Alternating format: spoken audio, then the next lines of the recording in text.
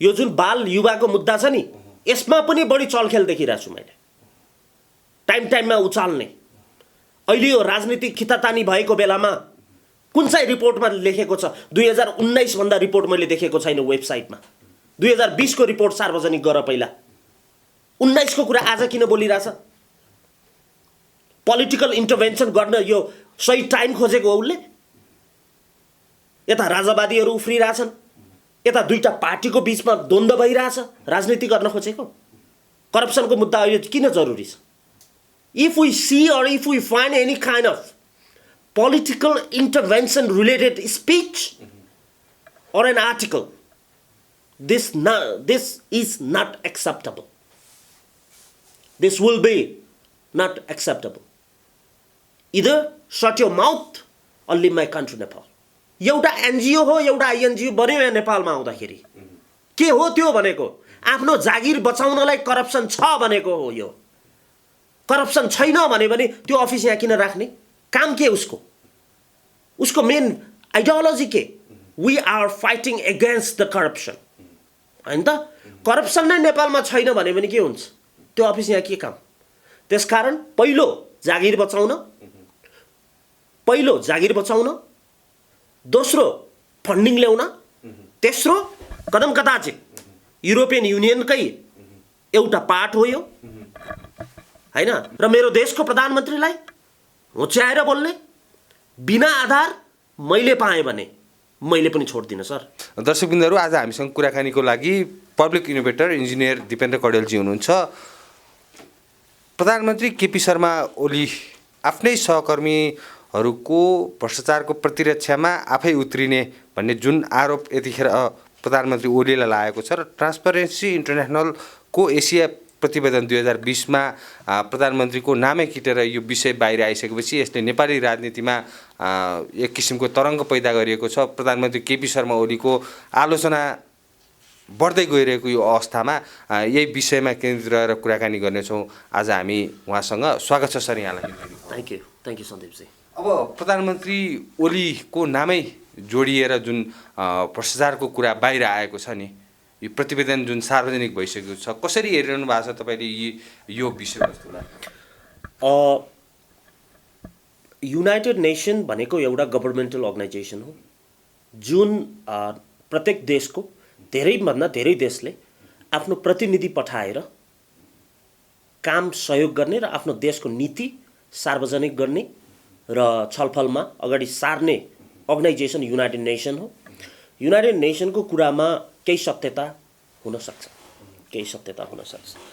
यो transparency international भनेको एउटा आइएनजिओ नेपालमा छ।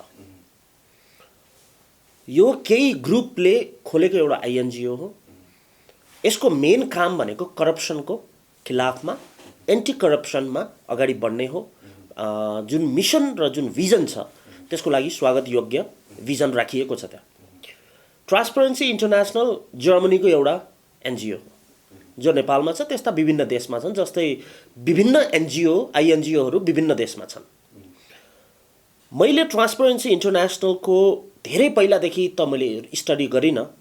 जब वाइड बडीको फाइल मेरो हातमा आयो, वाइड बडीको फाइल मेरो हातमा आउँदा त्यसको मेन डिजाइनर यदि बाहिरको नाम लिने हो भने क्रिस्चियन नुलेन हो भनेर सार्वजनिक नै मैले गरेँ। क्रिस्चियन नुलेन जर्मनीका नागरिक हुन्। त्यही जर्मनीमा बस्ने ट्रान्सपरेन्सी इन्टरनेसनल, त्यही जर्मनीमा बसेको ट्रान्सपरेन्सी इन्टरनेसनलको नेपालमा भएको एउटा सानो अफिसले नेपालको प्रधानमन्त्रीको भ्रष्टाचार देख्ने, वाइड बडी क्रिस्चियन नुलेन जो जर्मनीको नागरिक हो उसको नदेख्ने। अनि त्यो त ठिकै भनिरहेको छ नि, भ्रष्टाचारका आरोपी आफ्ना सहकर्मीहरूलाई त प्रतिरक्षा गरिरहेका छन् प्रधानमन्त्री केपी शर्मा ओलीले। म भन्दैछु तपाईँलाई, त्यो कुरा त मिडियामा छ, बाहिर आइसकेको कुरा हो। एउटा कुरा के छ भने हजुरलाई म एउटा वाइड बडी प्रकरणदेखि लिएर ओम्नी प्रकरण, स्वास्थ्य सामग्री खरिद प्रकरण, सबै विषयहरू त प्रचण्डले पेश गरेको प्रतिवेदनमै त्यही समावेश छन् नि। सुन्नुहोस्, एउटा कुरा पत्रकार महोदय, यो माइकलाई म अनुरोध पनि गर्न चाहन्छु, त्यतातिर यो माइक ढल्क्योस् जतातिर देशको व्यक्तिले देशकै लिडरलाई गाली गरेको छ, अर्को पार्टीले आरोप लगाएको छ, अर्को पार्टीले यो व्यवस्था ठिक छैन भनेको छ, सडकमा उफ्रेका जनताले राजा चाहिन्छ भनेको छ। यो होइन कि विदेशीले राजा चाहिन्छ भनेर यो माइक विदेशीतिर नजाओस्। होइन, तपाईँले वाइड बडीको कुरा जोड्दै गर्दा स्वर्गीय रविन्द्र अधिकारी को जुन दुर्घटना हुनुभन्दा अगाडि नै वाइड बडी प्रकरणमा उहाँ निर्दोष छन् भनेर उहाँले भन्नुभएकै हो। म भन्दैछु तपाईँलाई विवादित विषयहरू धेरै छन्। सुन्नुहोस्, विवादित विषय केपी शर्मा ओलीसँग जोडिएर धेरै छन्। त्यो कुरा उठाउन पाइन्छ, त्यो कुरा उठाउनु पर्छ। के त्यो कुरा उठाउनलाई हामीलाई अन्तर्राष्ट्रिय संस्थाको सहयोग चाहिन्छ? के हामी त्यो नेपाली हो जसले बाहिरको युरोपियन युनियनको संस्थाले जे भन्छ त्यतातिर भागेर आफ्नो देशको वास्तविक कुरा के हो तिर बुझ्न पर्छ कि पर्दैन? म हजुरलाई एउटा प्रश्न गर्न चाहन्छु। मैले यो वाइड बडीको कुरा जोडेँ।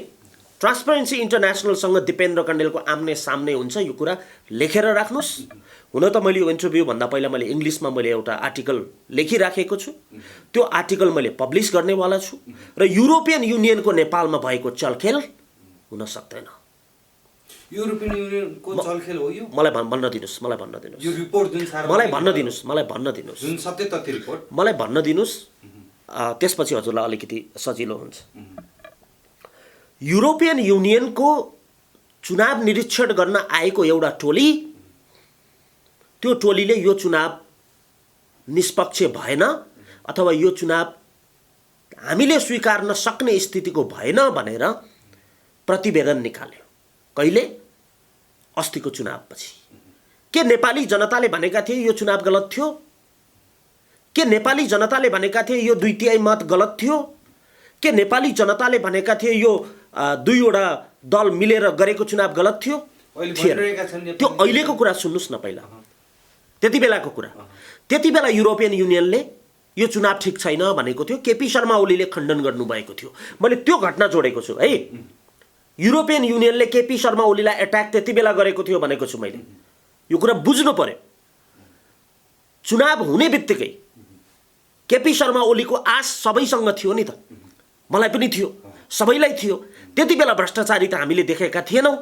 अहिलेको कुरा पछि सुन्नुहोस्, त्यति बेला पनि युरोपियन युनियनले केपी शर्मा ओलीलाई एट्याक गरेको थियो, त्यो मलाई थाहा थियो। र युरोपियन युनियनको वास्तविकता, अरूको देशको पोलिटिक्सलाई खलबल्याउने काम गर्छ युरोपियन युनियनले। यसको उदाहरण दिन चाहन्छु। बाङ्लादेशको चुनाव निरीक्षण गर्दा दिपेन्द्र कण्डेलको दिपेन्द्र कण्डेल इनिसिएटिभ भन्ने अर्गनाइजेसनलाई स्वागत गरियो। आर्मी पुलिस सहितको सेक्युरिटी दियो, भिडियो हेर्न सक्नुहुन्छ। तर युरोपियन युनियनलाई बन्द गरियो। किन? युरोपियन युनियनले अरू देशको पोलिटिक्सलाई इन्टरफेयर गर्न चाहन्छ। र अर्को कुरा म भन्दैछु, यहाँ अहिलेको सिचुएसन आउन बाँकी छ। यदि आजको दिनमा ती बच्चाहरू जो स्कुलभन्दा बाहिर छन्, ती बच्चाहरू स्कुल जाने हो भने 10 लाख टिचर अभाव हुन्छ भनेर युएनले प्रक्षेपण गरेको छ, युनाइटेड नेसनले। ती गरिब र त्यो गरिबी किन हट्दैन? चन्द्रमामा क्षेप्यास्त्र पुर्याउन सक्ने देशले विश्वको गरिबी हटाउन सक्दैन? सक्छ। त्यो किन हुँदैन? यो युनाइटेड नेसन डेभलपमेन्ट प्रोग्रामसँग पनि मेरो इस्यु छ एउटा कुरा। र ट्रान्सपरेन्सी इन्टरनेसनललाई मैले धेरै नजिकबाट याद गरिराखेको छु। नेपालको पोलिटिक्समा धेरै इन्टरफेयर गरेको छ उसले। नेपालको पोलिटिक्सलाई अन्तर्राष्ट्रिय पोलिटिक्ससँग दान्न नसक्ने, अन्तर्राष्ट्रिय अर्गनाइजेसनको इन्टेन्सन बुझ्न नसक्ने जस्ता व्यक्तिहरूले विदेशको न्युजलाई वाह वाह गर्ने चलन गर्छ।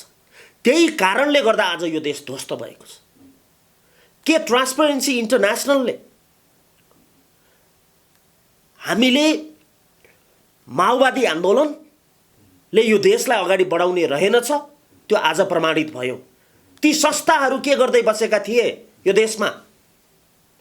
देशलाई आजको दिनसम्म युनाइटेड नेसन र ट्रान्सपरेन्सी इन्टरनेसनलले कुन देशको करप्सन रोकेको छ? कुन देशको करप्सन गरेको लिडरलाई जेलमा हालेको छ? तर सचेत गराइदियो नि, छर्लङ्ग बनाइदियो नि, बाहिर ल्याइदियो नि। सुन्नुहोस् न। एउटा संस्थाले मलाई भन्न दिनुहोस्। नेपालमा यसरी भ्रष्टाचार व्याप्त छ, एक नम्बरमा भ्रष्टाचार यसरी भइरहेको छ, मलाई भन्नुहोस्। यहाँका प्रधानमन्त्री नै आफ्ना सहकर्मी जो भ्रष्टाचारका आरोपी छन् उनीहरूलाई नै संरक्षण गर्छन् भनेर हजुरको जनतालाई त सचेत गराइदियो नि। सुन्नुहोस्, अझै मैले बुझाउन सकेँ कि सकेन पत्रकार महोदय, म अझै हजुरलाई भन्दैछु। हजुरलाई सचेत गराउन बाहिरको एउटा अनुहार फरक भएको व्यक्ति चाहिन्छ यो देशमा। यो देशको भ्रष्टाचार भयो भन्ने कुरा जनताले थाहा पाउन नपर्ने, जनताले देख्न नपर्ने, के हामी असक्षम हो, के हामीले भ्रष्टाचारी चिन्न सक्दैनौँ, के हामीले भ्रष्टाचारीलाई कारबाही गर्न सक्दैनौँ, के नेपाल भ्रष्टाचारीलाई कारबाही भएकै छैन नेपालमा। सुन्नुहोस्, खुलेआम हिँडिरहेका छन्। सुन्नुहोस्, अझै म तपाईँलाई अझै तपाईँको प्रश्न अझै खुलेआम लुटिरहेको होइन होइन अझै म तपाईँलाई अझै प्रश्न हजुरलाई कहाँनिर पुर्याउँछु मैले भने, मलाई धेरैले भन्छ कि यो अमेरिका बसेर आएको, किन भन्ने अमेरिका बसेर आएको, के हो त्यो देश? अमेरिका बसेर आएको कणेल भनेर भन्ने मलाई होइन, म नेपालमा हुर्केको कणेल, नेपालमा बनेको इन्जिनियर बन भनिदिन्छु के मैले। अरू देशको नाम लिएर मलाई उचाल्न जरुरी छैन, त्यो अरूको नजरमा होला। ट्रान्सपेरेन्सी इन्टरनेसनल होइन, युनाइटेड नेसनले भन्न पनि पाउँदैन। म भन्दैछु तपाईँलाई, युनाइटेड नेसन जो गभर्मेन्ट अर्गनाइजेसन हो उसलाई पनि अधिकार छैन दुईटाको आफ्नो व्यक्तिगत धारणा सार्वजनिक गर्ने। कहाँ छ यो रिपोर्ट? ट्रान्सपेरेन्सी इन्टरनेसनलले त्यो रिपोर्ट कहाँ राखेको छ जहाँ प्रधानमन्त्रीले भ्रष्टाचार संरक्षण गरेको छ? मलाई त्यसको रिपोर्ट चाहिन्छ, म त्यसको रिपोर्ट हेर्न चाहन्छु। त्यो प्रश्न छ ओम्नी प्रकरण। सर मलाई बोल्न दिनुस् न, मलाई बोल्न दिनुस् न, मलाई बोल्न दिनुस्, मलाई बोल्न दिनुस्। तपाईँले प्रश्न र तथ्य फरक कुरा हो, कुरा बुझ्नुभयो नि? प्रश्न र तथ्य फरक कुरा हो। डाक्टर बाबुराम भट्टराईले 9 अरब भ्रष्टाचार गरेको तथ्य निकाल्न सक्नुभयो तपाईँको मिडियाले? उहाँले भन्नुभएको छ सुन्नुहोस् न, पनि यही प्रकरणलाई लिएर भन्दैछु, भ्रष्टाचार छर्लङ्ग भयो भनेर मलाई भन्दै दिनुहोस्। यस्तै तरिकाबाट माइक अगाडि बढ्छ, यस्तै तरिकाबाट जर्नलिजम अगाडि बढ्छ यो देशमा भने यो देश यस्तै बनेर जान्छ। र ती जर्नलिस्टहरू हैन, तर सही सत्य कुरा जुन मलाई भन्न दिनुस् न, मलाई भन्न दिनुस्, मलाई भन्न दिनुस्, होइन यो हुँदै होइन भनेर मलाई भन्न दिनुस्, मलाई भन्न दिनुस्। दिपेन्द्र कण्डेल अमेरिका पढेर आएको नेपालको एउटा इन्जिनियर हो। सन्दीपजीसँग लगभग 50 वटा इन्टरभ्यू मैले गरेँ होला। सन्दीपजी ठिक छैन मैले भनिदिएँ भने अरू जनताले पत्याउनु पर्यो कि वास्तविकता खोज्नु पर्यो? मलाई यसको उत्तर दिनुस् न तपाईँले। कोही मान्छेले बढी पढ्यो होला, कोही देश हामीभन्दा बढी धनी होला, त्यो देशले भनेको कुरा हामी नेपालीहरूले हो भनेर बस्नुपर्ने? त्यो अमेरिकाको गुगलको चिप्स पनि बनाउन सक्ने क्षमता राख्छ नेपाली। त्यो जर्मनीको चुनाव निरीक्षण गर्ने क्षमता दिपेन्द्र कण्डेलको एनजिओले पनि राख्छ सर। नेपाली त्यो अवस्थामा छैन। र ट्रान्सपेरेन्सी इन्टरनेसनललाई जुन आर्टिकल र जुन प्रेस स्टेटमेन्ट मैले रिलिज गर्दैछु, धेरै उपर धेरै माथि चढेको छ यो ट्रान्सपेरेन्सी इन्टरनेसनल। ग्राउन्डमा मैले कसरी ल्याउँछु म देखाउँछु। एक नम्बर सुन्नुहोस्, माओवादी आन्दोलन हुँदा यो हाम्रो यो सानो बालबालिकालाई हतियार गर्यो भनेर के भन्छ यसलाई, बाल मुद्दा जुन माओवादी आन्दोलनको छ, आजसम्म किन यसलाई सल्भ गरेन? कसले रोक्यो? एउटा मुद्दा बनाएर राख्ने। यसमा त पिष्टजीहरु त प्रचण्ड लैजान्छु भनेर विभिन्न मलाई भन्दैछु अभियान चलाइरहेका छन्। माओवादी आन्दोलन 2064 मा लगभग सकियो। सेना समायोजन अथवा केही काम बाँकी थियो होला डाक्टर भट्टराईको पालामा सकियो, ठिक छ। तर त्यो मुद्दालाई आजसम्म किन राख्छ यिनीहरूले? त्यो मुद्दालाई आज 15 वर्षपछि पनि किन उचाल्छ यिनीहरूले? करप्सनको नाममा। यहाँ त करप्सन बढ्यो भनेपछि अन्तर्राष्ट्रिय फन्डिङ आउने भयो ट्रान्सपेरेन्सी इन्टरनेसनललाई, त्यो करप्सन कन्ट्रोल गर। यस्तो करप्सन रहेछ नेपालमा त, यसलाई कन्ट्रोल गर्न तपाईलाई के चाहिन्छ? फन्डिङको लागि बोलेको शब्द हो सर यो। कसरी आइएनजिओ चल्छ प्रष्ट नेपाली बुझ्न जरुरी छ, एउटा कुरा। दोस्रो कुरा, प्रधानमन्त्रीको मैले सपोर्ट लिएको छैन। अर्को नेताले आरोप लगायो, सम्मान छ। अर्को पार्टीले आरोप लगायो सम्मान छ, नेपाली जनताले आरोप लगायो सम्मान छ। ट्रान्सपेरेन्सी इन्टरनेसनलले नेपालमा भ्रष्टाचार बढ्यो, प्रधानमन्त्रीले भ्रष्टाचार गरे। कुन चाहिँ देश ट्रान्सपेरेन्सी इन्टरनेसनलले बनाएको रहेछ अहिलेसम्म? कुन चाहिँ देशको भ्रष्टाचार हटाएको रहेछ ट्रान्सपेरेन्सी इन्टरनेसनलले? यो गरेको छैन। त्यसकारण म समस्त नेपालीलाई म के भन्न चाहन्छु भने हाम्रो नेपालभित्रको अन्तर्राष्ट्रिय हस्तक्षेपको प्रमाण हो यो।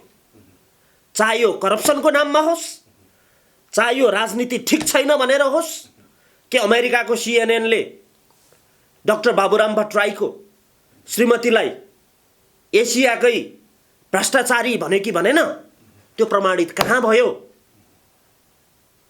उहाँले नै ट्विट गर्नुभएछ हिजो त, छर्लङ्ग भयो भनेर।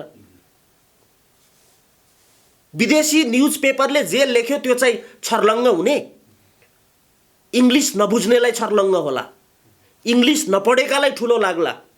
हामी इङ्ग्लिस पढेको हो, इङ्ग्लिसमा हिँडेको हो, हामी ब्रिटिस इङ्ग्लिस नि जान्छ, हामी अमेरिकन इङ्ग्लिस पनि जान्छ। हामी ब्रिटिस पोलिटिक्स नि हामीलाई थाहा छ, युरोपियन पोलिटिक्स हामीलाई थाहा छ, अमेरिकन पोलिटिक्स हामीलाई थाहा छ, युनाइटेड नेसनले के काम गर्छ हामीलाई थाहा छ।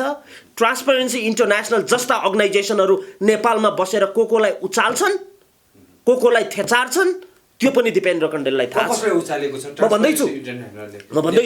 म भन्दैछु र आज यो देशमा एउटा कसले उचालेको छ त्यो आज स्पष्ट रूपमा भन्नु। आज यो देशमा एउटा पब्लिक इनोभेटरको एउटा जन्म भएको छ, जसले यस्ता अर्गनाइजेसनको खिलाफमा लड्न पनि सक्छ, डिबेट गर्न पनि सक्छ र बोल्न पनि सक्छ। गलत रिपोर्ट यदि यो पाएँ मैले भने, ट्रान्सपेरेन्सी इन्टरनेसनलले गरेको यो रिपोर्ट यदि गलत साबित भयो भने, ट्रान्सपेरेन्सी इन्टरनेसनललाई नेपालमा राख्न कसैले दबाब दिन सक्दैन। कुरा बुझ्नुभयो? अमेरिकाले भन्नुपर्छ ट्रान्सपेरेन्सी इन्टरनेसनल राख भनेर, हट्ने होइन, उहाँहरूलाई किन हट्ने भनेर भन्ने, हटाउन सकिन्छ नेपालबाट। We can take them out from my country. This is not acceptable transparency international. You have cross the limit. You have interfered the internal politics of my country, and any kind of political intervention to my country, my nation, my homeland is not acceptable. मेरो देश बनाउन सक्ने युवा यो देशमा छन्, यो देश बनाउन सक्ने यो देशमा छन्। कोही विदेशीले नेपाल बनाइदिनु पर्दैन, कोही अमेरिकाले नेपाल बनाइदिनु पर्दैन। के अमेरिकाले कुनै देश बनाएको रेकर्ड छ? के युरोपियन युनियनले कुनै पनि देश बनाएको रेकर्ड छ? आज पनि अमेरिका बसेर आयो भनेर ठुलो ठान्ने, युरोपबाट आयो भनेर ठुलो ठान्ने, यो मानसिकताबाट नेपाली माथि उठेन भने नेपाल बन्नेवाला चाहिँ छैन। मैले अघि भन्दै थिएँ, धेरैले उचालेको छ नेपालमा ट्रान्सपेरेन्सी इन्टरनेसनलले। मैले भन्दैछु, भन्नुभएको थियो तपाईँले। मैले भन्दैछु तपाईँलाई, यो जुन बाल युवाको मुद्दा छ नि, यसमा पनि बढी चलखेल देखिरहेको छु मैले। टाइममा उचाल्ने, अहिले यो राजनीतिक खितातानी भएको बेलामा कुन चाहिँ रिपोर्टमा लेखेको छ? 2019 भन्दा रिपोर्ट मैले देखेको छैन वेबसाइटमा। 2020 को रिपोर्ट सार्वजनिक गर पहिला। 19 को कुरा आज किन बोलिरहेछ? पोलिटिकल इन्टरभेन्सन गर्न यो सही टाइम खोजेको हो उसले? यता राजावादीहरू उफ्रिरहेछन्, यता दुईटा पार्टीको बीचमा द्वन्द्व भइरहेछ, राजनीति गर्न खोजेको। करप्सनको मुद्दा अहिले किन जरुरी छ? 2019 को मुद्दा हो यो, आजको मुद्दा हो। आज आएर कसले न्युज, कसको शब्दमा न्युज आयो त्यहाँ? प्रधानमन्त्रीले यो कुरा छानबिन गर्नुपर्छ। यो न्युज निकाल्नेलाई प्रधानमन्त्रीको नाम यसरी किटेर आइसकेपछिको अवस्था के रहन्छ अब? म भन्दैछु नेपालभित्र नेपालको चोर विदेशीले चिनाउन पर्दैन, किनभने विदेशी चोर पनि दिपेन्द्र कण्डेलले चिनाछ। जर्मनीको क्रिस्चियन नुलेन एयरबसमा सबैभन्दा बढी पैसा खाने भ्रष्टाचारी नामै किटेर भनेको छ मैले। गर्यो छानबिन ट्रान्सपेरेन्सी इन्टरनेसनलले, करप्सनको फाइल बोकेर पनि गइन्छ त्यो ठाउँ संस्थामा। र नेपालमा यदि if we see or if we find any kind of political intervention related speech or an article, this is not acceptable. This will be not acceptable. Either shut your mouth or leave my country Nepal. यही article लेख्छु म transparency इन्टरनेसनलको खिलाफमा। कुरा बुझ्दै हुनुहुन्छ तपाईँहरूले? यो democracy, किनभने मेरो अर्गनाइजेसनले चुनाव निरीक्षण गर्छ, यो भनेको डेमोक्रेटिक र पोलिटिकल अर्गनाइजेसन हो। ट्रान्सपरेन्सी इन्टरनेसनल जस्ता संस्थाहरूको नेपालमा कुनै काम छैन। जस्ता संस्था भनेर अरू भन्ने कुरा मैले गरेन, तर ट्रान्सपरेन्सी इन्टरनेसनलको नाममा नेपालमा पोलिटिक्स गर्न नखोज्नुहोस्। पोलिटिक्स भइरहेको छ। यदि यो भयो भने उहाँहरूको यहाँ काम हुने राजनीतिक घटनाक्रमले एउटा छुट्टै कोर्स लिइरहेको। हजुरलाई एउटा कुरा भनौँ, एउटा कुरा भनौँ, सार्वजनिक हुनुले चाहिँ एउटा कुरा भनौँ, ट्रान्सपरेन्सी इन्टरनेसनलको काम नै एन्टी करप्सनमा उनीहरूको फाइट हुने हो। उनीहरूको बच्चा बच्ची अथवा उनीहरूको कर्मचारीले तलब पाउने भनेको त्यो देशमा करप्सन छ। करप्सन छैन भने त ट्रान्सपरेन्सी इन्टरनेसनललाई नै नेपालबाट उसले तान्छ नि त, तान्छ कि तान्दैन? मिडियाको काम नै नभएपछि यो मिडिया कसरी चल्छ? त्यसकारण हजुरले काम खोज्नलाई यहाँ करप्सन छ है। नेपाल त प्रधानमन्त्रीले नै करप्सन छ।